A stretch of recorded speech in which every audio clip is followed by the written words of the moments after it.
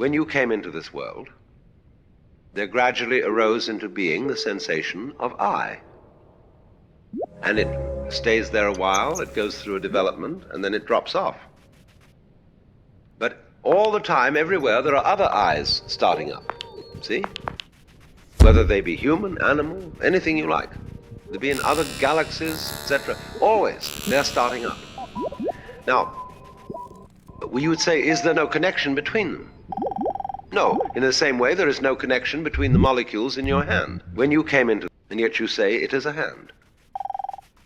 But if you look at it under a powerful enough microscope, the molecules in your hand are miles apart. And you would say there's no connection between them. What's the connection between this galaxy and other galaxies? Well, we can't see any connection. And yet there are gravitational swings whereby they respond to each other and move in a certain collective order. So in a very similar way, the constant appearance of beings who feel that they are I constitute a wave motion. You can see it either way. You can see yourself, in other words, as existing only now. That's the only you there is. The alternative to that, logically, is to see yourself as everything.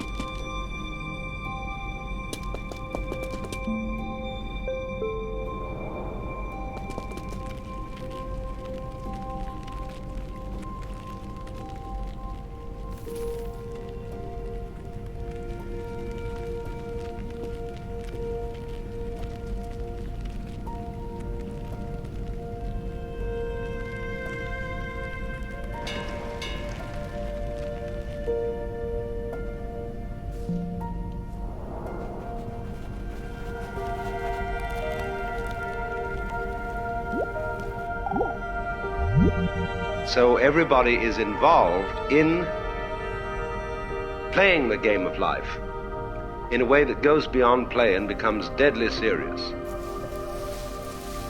And as a result,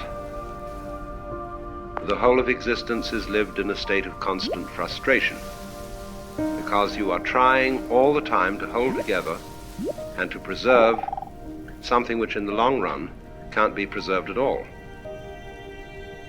And therefore, in response to this cry of pain which everybody puts up as a result of being in this situation, of trying to hold on to things, the wisdom of the various ways of liberation, be they Hindu, Buddhist, or whatever, is saying to everybody, look now, cool it, wake up. This is the kind of thing that's going on, and you are not a captive in a trap. You're not just some mere little measly being that somehow or other was brought into an insane universe. But you are what the thing is. You are not the victim. You are the system. Only you have identified yourself with a one wave in it. That is to say, a particular accumulation of memories, of associations, of skills, of things that you've learned. And you don't want to let go of them, because you found in that accumulation of memories, which you call yourself, an identity. So you know where you are, or think you do. But actually, you don't need to be anywhere. Where is the universe? Think up an answer to that one. And so the question, where is the universe, is really ultimately the same question as where are you? So what this is saying is, look, let go. It's all right to play the game, be involved, work out the various intrigues, problems, creative projects, and so on that life involves. That's fine. But if you get involved in it so that you're hung up, this deprives you of delight and joy in playing the game. So the point is to get people unhung up on the whole thing.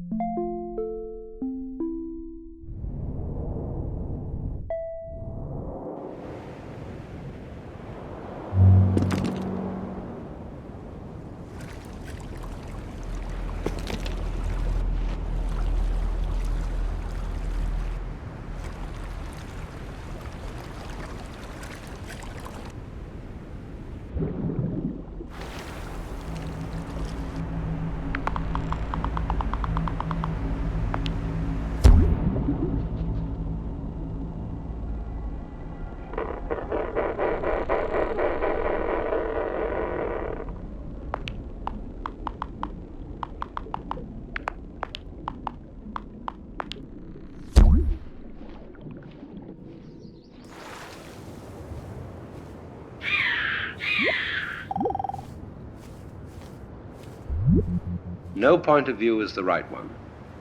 Infinitely many points of view are possible.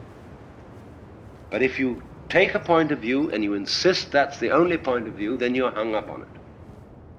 So long as you insist that black is black and white is white and that there are Republicans and Democrats and capitalists and communists and good guys and bad guys, it's a hang-up. So also between what is you and what is other than you. I would begin, you see, with the assumption that every person, every sentient being whatsoever, is I. I is simply the universe aware of itself at a particular place and time. That's what the word I means. And so the feeling that we call I is how everything feels on the inside. But it is always in a particular place at a particular time. And these particular places and particular times, they keep going on and on and on and on and on. Myriads of them, all over.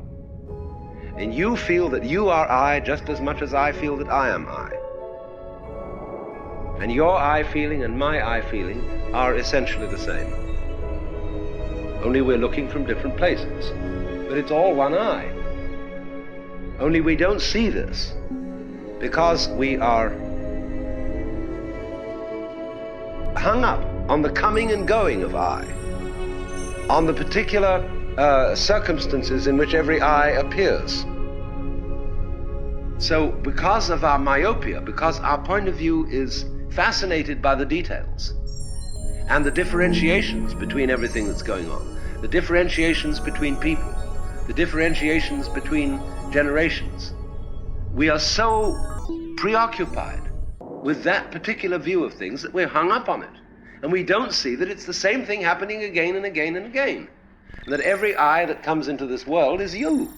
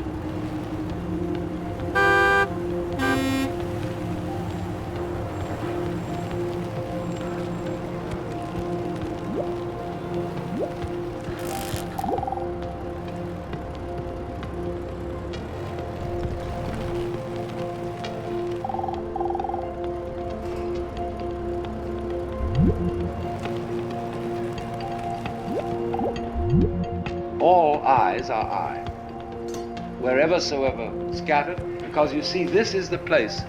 At the point called here and now, this universe knows itself on the inside. You look around you, and you see everything, as it were, presenting an exterior to you. But my relationship to the other is always seeing life on the outside. However much I get down to the tiniest cells that constitute your nervous system, if I go down into the molecules, I go down into the atoms, I'm still regarding them from the outside.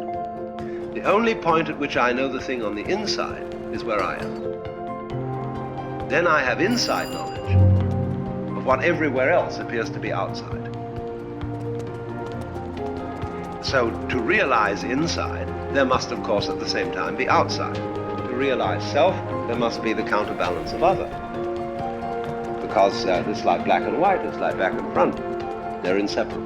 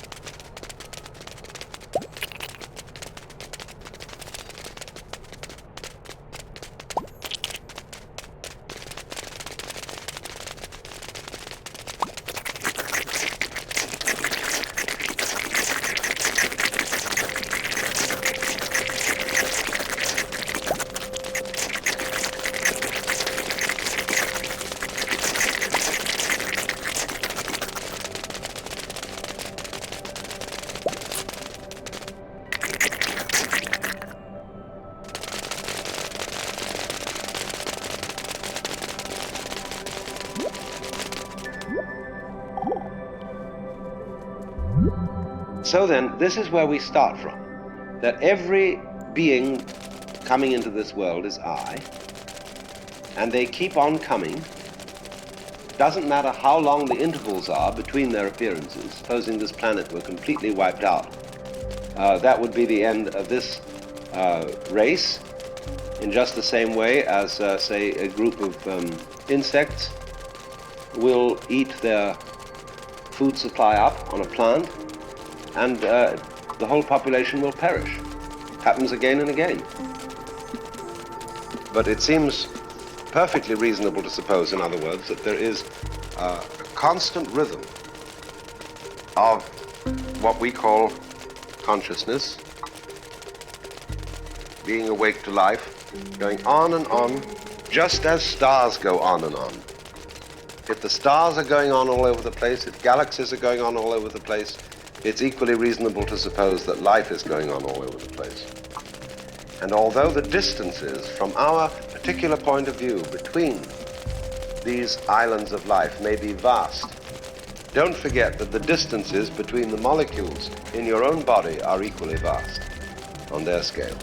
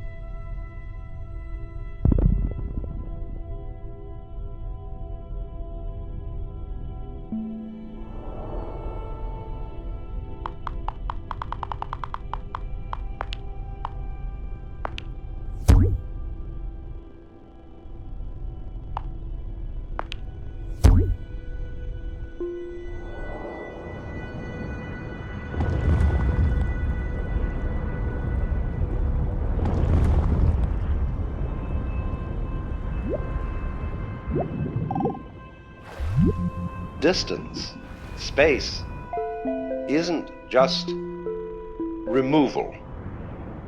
Space isn't just nothing. This is the grand delusion that space is somehow a thing to be ignored. This is very clearly explainable in terms of the Gestalt theory of perception. The Gestalt theory of perception is that we notice the figure and ignore the background. We notice what is a relatively small enclosed space and ignore the more dispersed. We notice what moves against what is relatively still, and what is relatively still is ignored. So likewise, when we get a constant stimulus of consciousness, we begin to ignore it and not to notice it. Consciousness tends always to notice novel things, novel changes in the environment. So the most unnoticed things in life are those which are the most constant and the most regular. And because you lose touch with the most constant and the most regular things, you screen them out of your general thought as insignificant. They don't matter. They're not there. And the most ignored thing is space. Because space is always the background. The solids are the figures. And therefore we say, simply, space is just nothing. It may be filled around this planet for a little distance with air, which is important, but out there, space, that's nothing at all. And so we say that is nothing. But all that is saying is that that is the background to every figure. And as the figure cannot be there without the background, the solid cannot be there without the space. And so the space of the world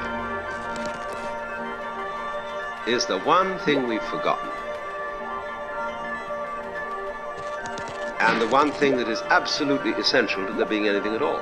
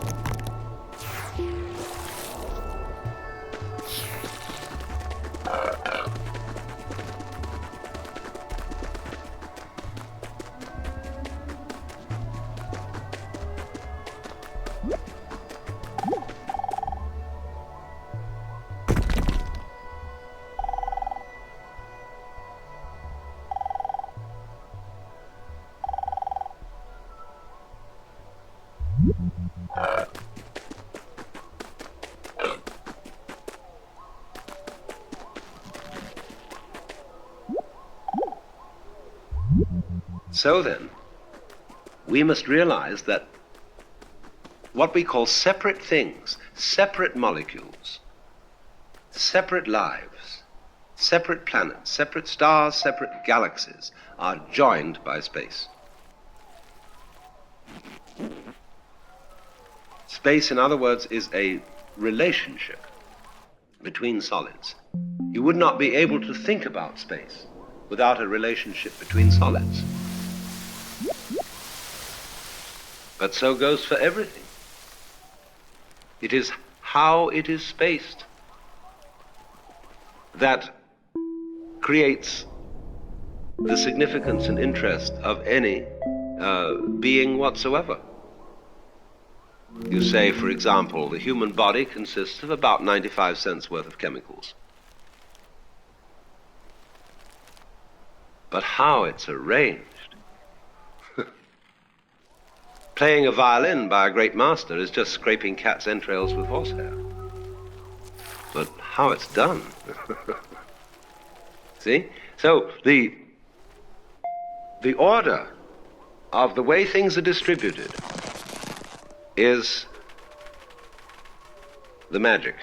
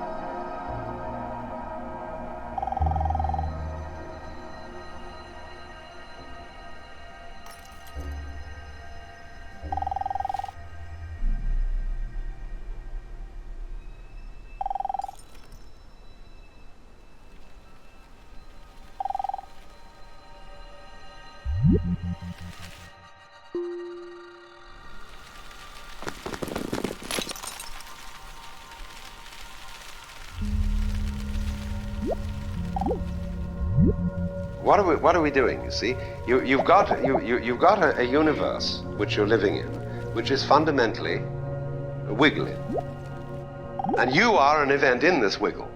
See, only you're trying to straighten it out. You're trying to see order in it.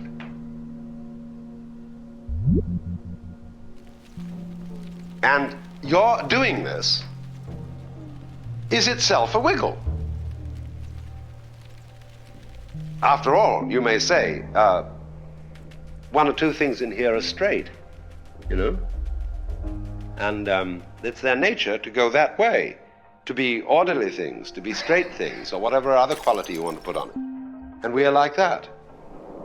We are something in this which has it in its nature to arrange it this and that way, to want to see things straight. But actually, there really isn't anything in the whole arrangement that is the right way of doing it. And there isn't anything in life, in your life, that is supposed to happen. You're not supposed to live to be 80 or to die when you're 23.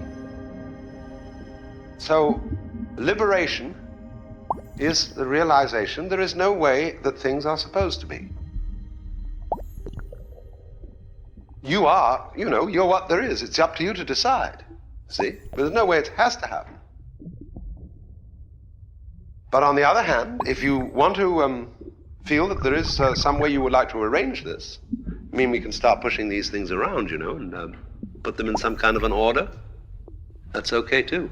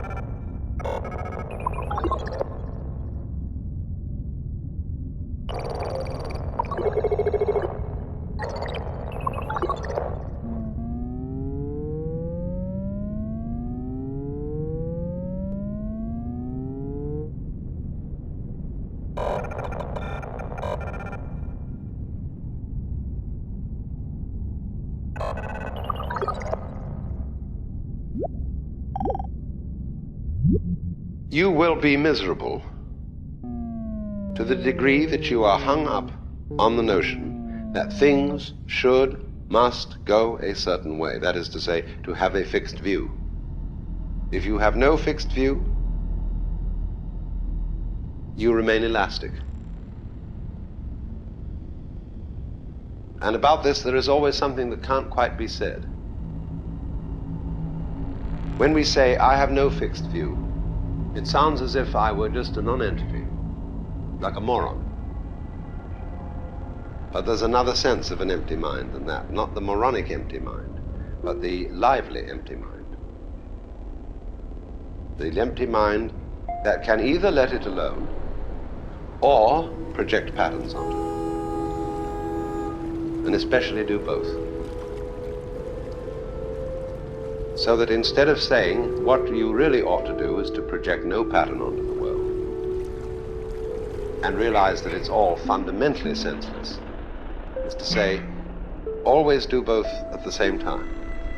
Project the patterns, but realize at the same time there is no fixed view that you should take. This is exactly the same thing as being able to realize that there are rights and wrongs and things that should be done and should not be done. But at the same time, there's another point of view from which you can see that everything that happens is right the way it is, and that human life never makes an aesthetic mistake, just as the patterns of the clouds and of the foam never make aesthetic mistakes.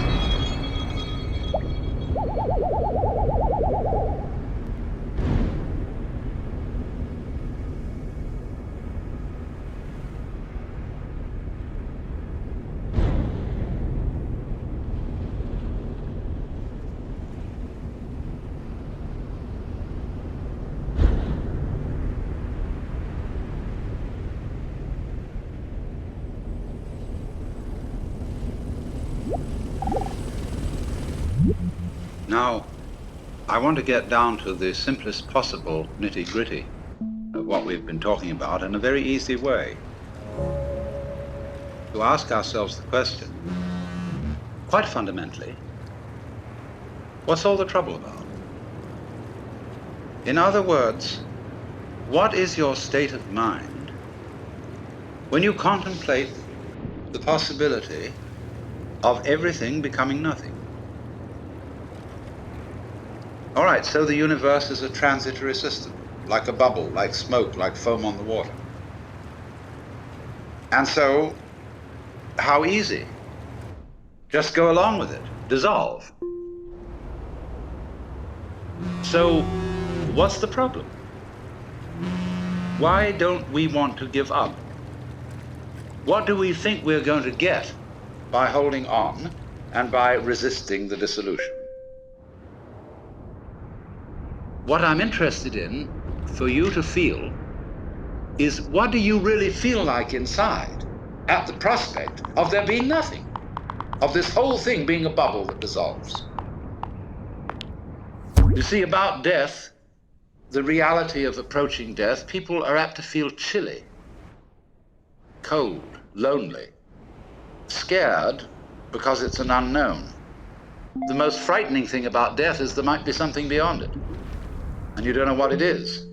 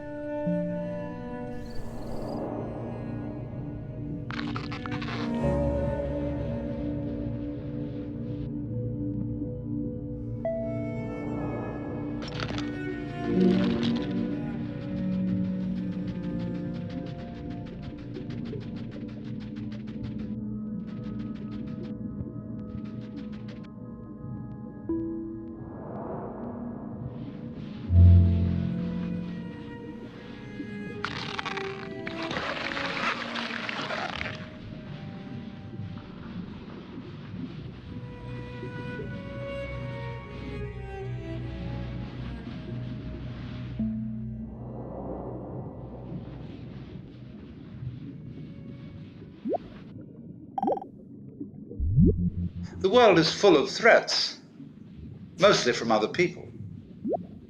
And there are monsters.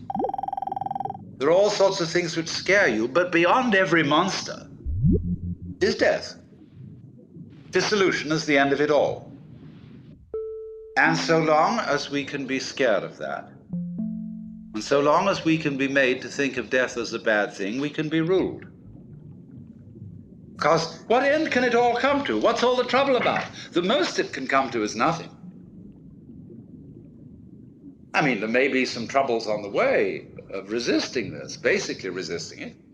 And so in this resistance, there's an experience called pain. But beyond pain is annihilation. What will it be like to go to sleep and never wake up? Nobody can think about it. But what is that state when you're teased out of thought? This is not, as you would fantasize it, a state of being in the dark forever. It is not like being buried alive, because then there's an experience of darkness. Now, so, when you really think about nothingness, it becomes like how your head looks to your eyes. And behind the eyes, you don't see darkness, do you? You're not aware of a contrast of light here, black there. Behind the visual field, there is simply nothing conceivable at all, neither darkness nor light. So, might one venture to say almost that that area of blankness we call death is what lies behind the eyes. In other words, it is what we can't think about. That's what's watching.